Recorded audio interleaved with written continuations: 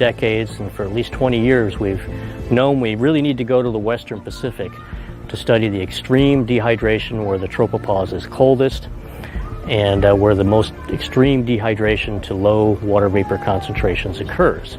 Now, Guam is the coldest and driest part of the tropics. It's actually a warm region at the surface and a cold region at the tropopause. And Guam is right in the center of action. Plus it has the airfields and facilities we need to operate our high altitude aircraft.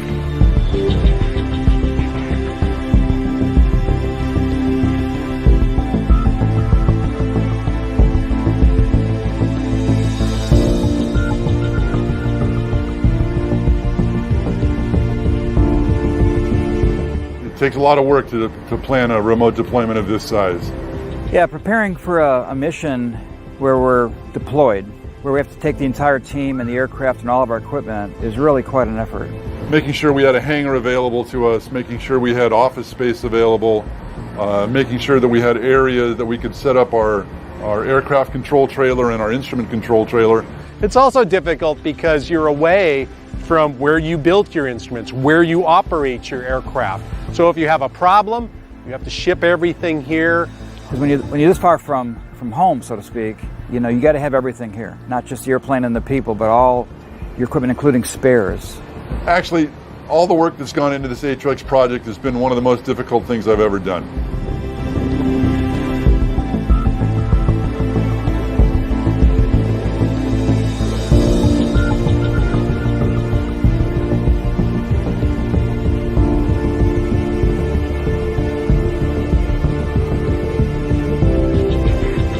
So when we operate out of Edwards Air Force Base, we operate from a fixed structure called the Global Hawk Operations Center.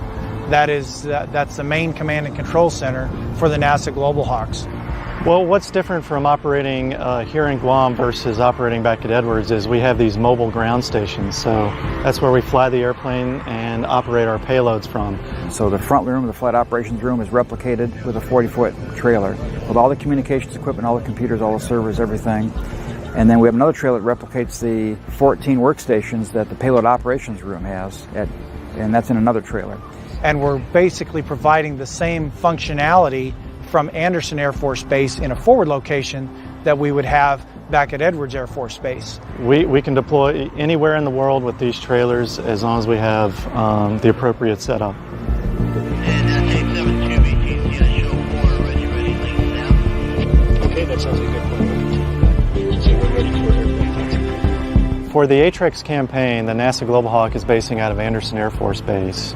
And from Andersen Air Force Base, we'll be flying north all the way up to the Aleutians, east towards the Philippines, south down by Australia and New Zealand, and out to the east all the way to about Tahiti, the other side of Hawaii, basically.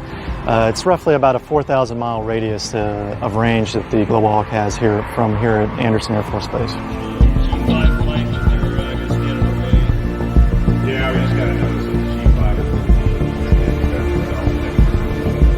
We really have daily meetings. I know certainly the forecasters, the modeling group, and our pilots meet almost every day whenever we're getting ready for a flight.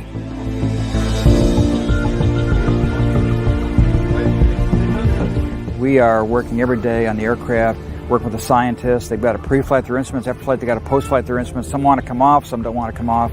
So it's a constant ballet of activity around the airplane in between flights until the day when we're ready to go. Everyone comes on. We'll have engine start at 5 o'clock, which means they've got to come in at 11 o'clock at night, work till 2 a.m., do their thing with the instruments. Then our crew comes in, buttons up the jet.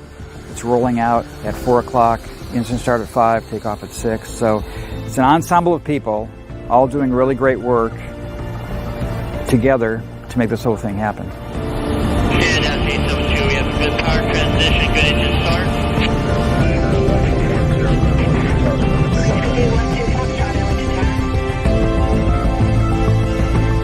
And Trapper, can I get a takeoff report? Yes, sir. Runway's clear. You're going for takeoff. Roger that.